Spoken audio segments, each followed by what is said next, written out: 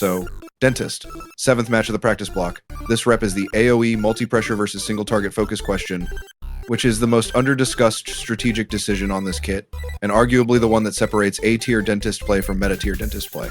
Let me walk through it. The kit has 2 modes you can play it in. Mode 1 is single target, you pick one survivor, you commit to chasing them, you use the rectangle and slow to lock them down, you chair them, you move on. Mode 2 is multi-target. You spread pressure across multiple survivors using the AoE chip and slow. You don't necessarily commit to a single chair. You accept lower chair rates in exchange for higher map-wide health drain. Most Dentist mains pick one mode and stick to it the whole match. That is wrong. The right mode depends on the survivor team's structure, the cipher state, the chair count, and your own current cooldown availability. You should be flipping between modes, match to match, sometimes turn to turn within the same match. Single target mode is the right read. When the survivor team is spread out, no clusters to AoE, there is a clear chase target with low mobility. The chair pressure is what the game state needs. Early game first chair, or the closing chair that secures the win. Single target play is easier mechanically because the commitment is to one chase, with the kit supporting that single sequence cleanly. Multi-target mode is the right read when survivors are stacking on a chair for a rescue. 3 or more of them are decoding adjacent ciphers.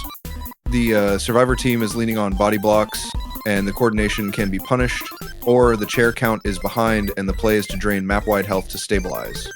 Multi-target play is harder mechanically because pressure is being managed across the whole map without committing fully to any single sequence at a time.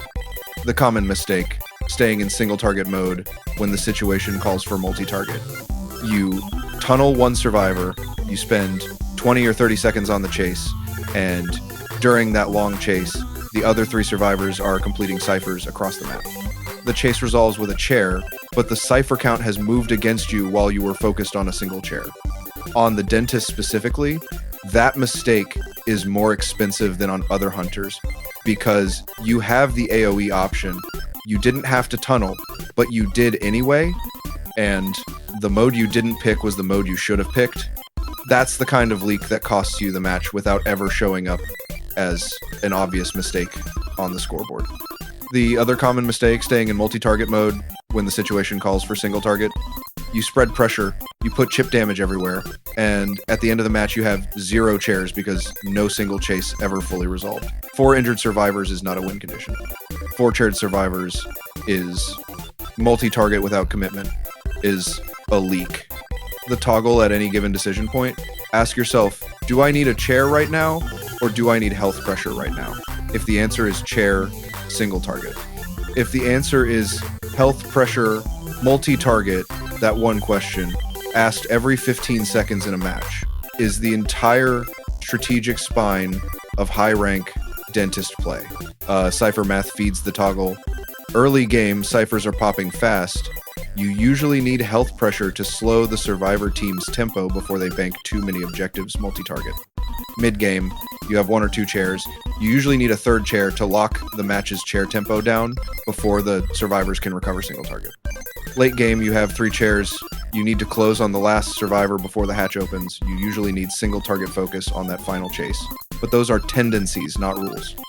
The actual game state in front of you might invert any of those defaults, and the toggle question still has to be asked fresh at every decision point, regardless of what the tendency would predict. Against high mobility comps, multi-target leans more efficient. You don't need to chair them to win, you just need to drain their health pool low enough that one mistake closes a chair quickly. AoE pressure is genuinely the better mode against engage comps. Against team play comps, single target focus is genuinely better because team play survivors depend on coordination, and a chair removes one of the team play pieces.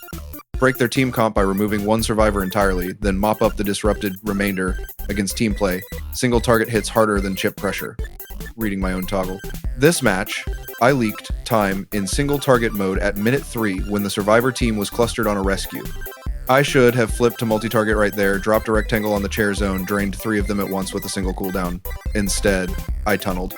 Cost me probably a chair and a chunk of cipher state, correcting that red for the rest of the match. That single misread will not happen again. The pattern recognition is exactly what these reps are for. You build the toggle reflex by missing it once, recognizing the miss, and not missing it again the next time the same scenario presents. Okay. Closing this rep, single target mode for chairs and chair confirms, multi-target mode for health drain and team coordination disruption, toggle decision every 15 seconds based on what the game state actually needs at that exact moment.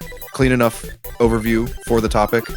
Queuing up the next match in tonight's rotation, locked in for the next rep, on to the next set. Queue is already up and spinning. Lens ready.